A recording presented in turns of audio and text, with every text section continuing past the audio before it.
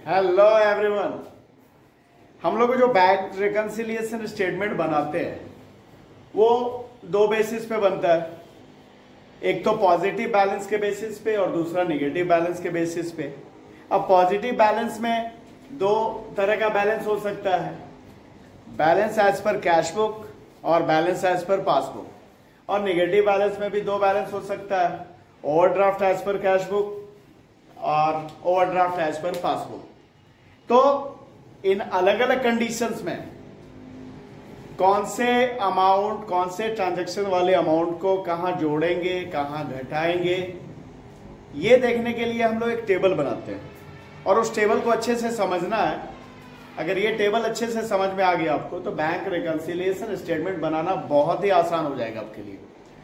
तो जो positive balance है उसे फेवरेबल बैलेंस भी कहते हैं और जो नेगेटिव बैलेंस है उसे अनफेवरेबल बैलेंस भी कहते हैं। तो हम लोग देखते हैं, पहले टेबल को समझते हैं। इसे पहले दो भाग में बांटते हैं, एक बैलेंस एज पर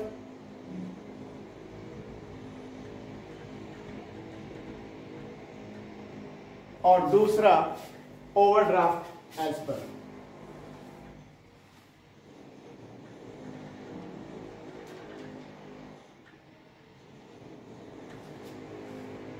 अब ये बैलेंस इस पर यानी पॉजिटिव बैलेंस वाला दो स्थिति हो सकता है, कैश बुक डेबिट बैलेंस,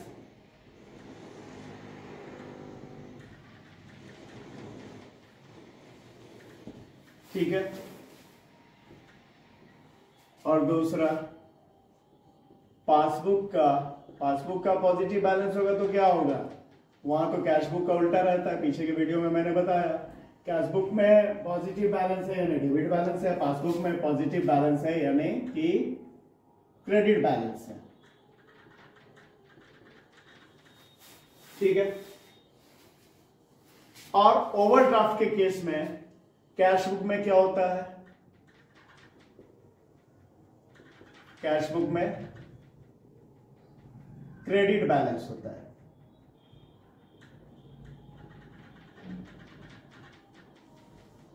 और पासबुक में ओवरड्राफ्ट के केस में, अनफेवरेबल बैलेंस के केस में डेबिट बैलेंस होता है। ये हो गया।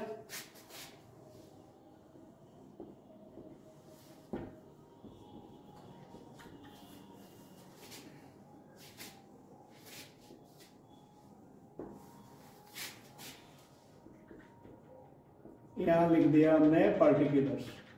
यहां पे एक एक केस, एक एक ट्रांजैक्शन को देखेंगे, किस ट्रांजैक्शन से यहां पे क्या होना है, अलग अलग बैलेंस में कौन सा ट्रांजैक्शन है जो कि जुड़ जाएगा, किसी अलग अलग बैलेंस में किसी में घट जाएगा। तो ये हम लोग देखेंगे। ये जो हमने टेबल बनाया ये इसलिए कि आप बिल्कुल आसानी से अलग अलग बैलेंस है, कैश बुक का डेबिट बैलेंस है तो उस ट्रांजैक्शन को क्या करना है, कैश बुक का क्रेडिट बैलेंस है तो उस ट्रांजैक्शन को क्या करना है, या पासबुक का डेबिट बैलेंस है तो उस ट्रांजैक्शन को क्या करना है। मतलब एक ही ट्रांजैक्शन अलग अलग केस में कहीं ऐड हो जाएगा, कहीं लेस हो जाएगा। और इस तरह से हम लोग बैंक रिकंसिलिएशन स्टेटमेंट बहुत ही आसानी से बनाना सीख जाएंगे। तो एक एक करके हम लोग समझते हैं अलग अलग केसेस, अलग अलग ट्रांजैक्शन जिसके असर पड़ेंगे, कहां ऐड करेंगे, कहां लेस करेंगे।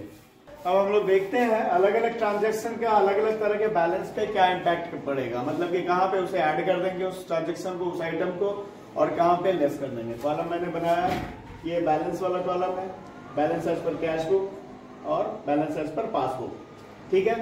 तो भाई ये मैंने पहले ही बताया कि कैश बुक का डेबिट बैलेंस है यानी पॉजिटिव बैलेंस है, जबकि पासबुक का क्रेडिट बैलेंस है मतलब पॉजिटिव बैलेंस, और कैश बुक का क्रेडिट बैलेंस है मतलब ओवरड्राफ्ट है, और पासबुक का डेबिट बैलेंस है मतलब ओवरड्राफ्ट।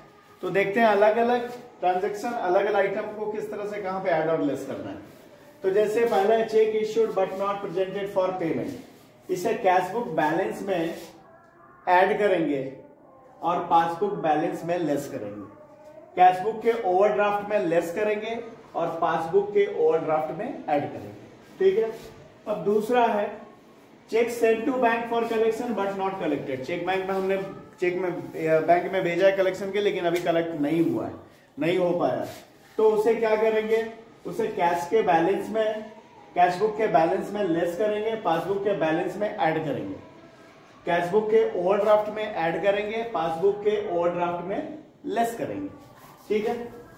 उसके बाद है तीसरा इंटरेस्ट अलाउड और क्रेडिटेड बाय बैंक। बैंक ने हमें इंटरेस्ट दिया है तो हमारे खाते में उसने इंटरेस्ट क्रेडिट कर दिया है, तो इस केस में क्या होगा, इसे इंटरेस्ट अलाउड और क्रेडिटेड बाय बैंक को क्या करेंगे, कैश बुक के बैलेंस में ऐड करेंगे, पासबुक के बैलेंस में लेस करेंगे, कैश बुक के ओवरड्राफ्ट में लेस करेंगे, पासबुक के ओवरड्राफ्ट में ऐड करेंगे।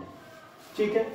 उसके बाद है चौथा एक्सपेंसेस चार्ज और डेबिटेड बाय बैंक। बैंक ने किसी तरह का खर्च हमसे काटा है, हमसे चार्ज किया है, तो उसे क्या करना है, उसे कैश बुक के बैलेंस में लेस करेंगे, पासबुक के बैलेंस में ऐड करेंगे, कैश बुक के ओवरड्राफ्ट में ऐड करेंगे, पासबुक के ओवरड्राफ्ट में लेस करेंगे।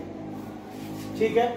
इसके बाद अगला जो है इंटरेस्ट ऑन बैंक ओवरड्राफ्ट। हमने बैंक से ओवरड्राफ्ट किया है, ज्यादा पैसा, अपने जमा से ज्यादा रकम निकाल लेना, वो ओवरड्राफ्ट होता है, जो कि करंट अकाउंट वाले को ये फैसिलिटी देती है बैंक। तो अगर हमने ओवरड्राफ्ट किया है, तो ओवरड्राफ्ट किया है, उस पर बैंक इंटरेस्ट ले रही है, तो उससे क्या करेंगे, कैश बुक के बैलेंस में लेस करेंगे, पासबुक के बैलेंस में ऐड करेंगे, कैश बुक के ओवरड्राफ्ट में ऐड करेंगे, पासबुक के ओवरड्राफ्ट में लेस करेंगे। ये हो गया।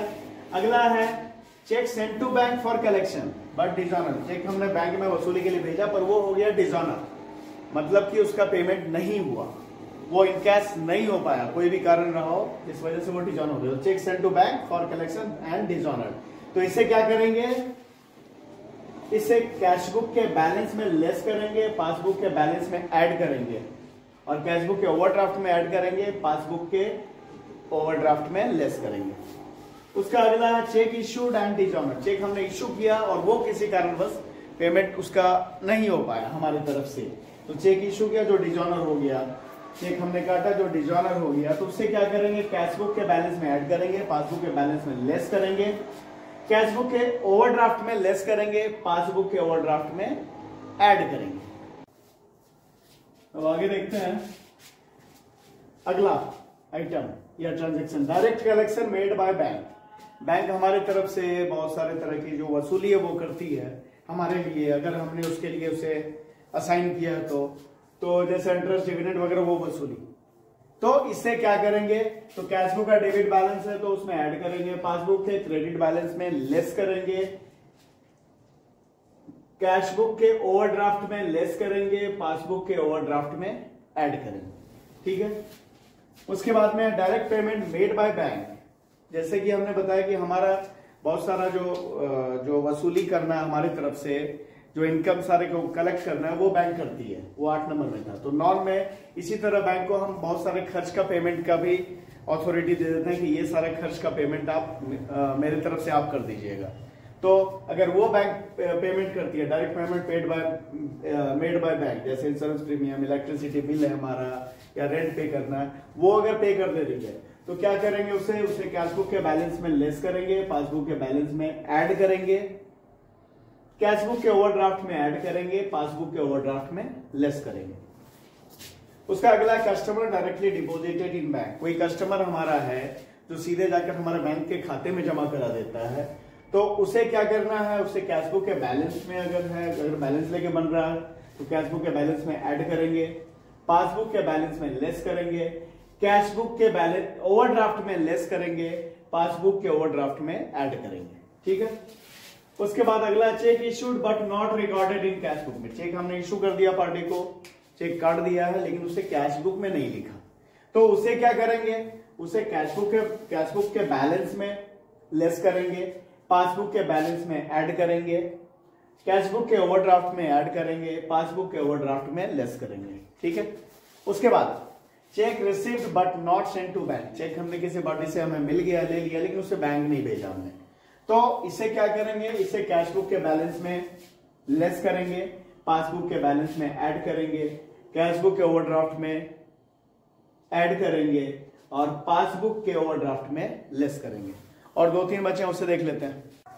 अभी ये देख लेते हैं, एनी, अगला जो है ये transaction, any wrong entry in debit side of cash book, कोई गलत एंट्री जो पासबुक के डेबिट साइड में हो गया है, और क्रेडिट साइड ऑफ पासबुक, कोई भी गलत एंट्री जो debit side of cash book हो गया या क्रेडिट साइड ऑफ पासबुक हो गया, तो उसे क्या करना है, उसे कैश बुक के बैलेंस में ऐड करना है, पासबुक के बैलेंस में लेस करना है, कैश बुक के ओवरड्राफ्ट में लेस करना है, पासबुक के ओवरड्राफ्ट में ऐड करना है। और अगला है last, any wrong entry in credit side of cash book के क्रेडिट साइड में और डेबिट साइड ऑफ पासबुक, कोई गलत एंट्री जो कैश बुक के क्रेडिट साइड में हो गया या पासबुक के डेबिट साइड में हो गया, तो उसे क्या करना है, कैश बुक के बैलेंस में लेस करना है, पासबुक के बैलेंस में ऐड करना है, कैश बुक के ओवरड्राफ्ट में ऐड करना है, पासबुक के ओवरड्राफ्ट में लेस करना है।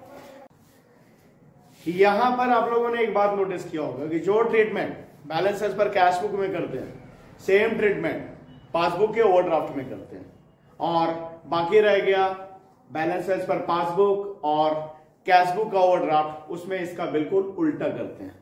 तो हर एक के लिए अलग अलग याद करने की जरूरत नहीं है, किसी एक ट्रीटमेंट को याद कर लेंगे, बैलेंसेस पर कैश बुक का ट्रीटमेंट याद कर लेंगे, किसे ऐड करते हैं किसे लेस करते हैं, तो बाकी सारा खुद ही बन जाएगा, खुद ही याद हो जाएगा। तो इस वीडियो में इतना ही। वीडियोस अगर पसंद आ रहे हैं तो लाइक करना, चैनल को सब्सक्राइब करना भूलेंगे नहीं। Thank you.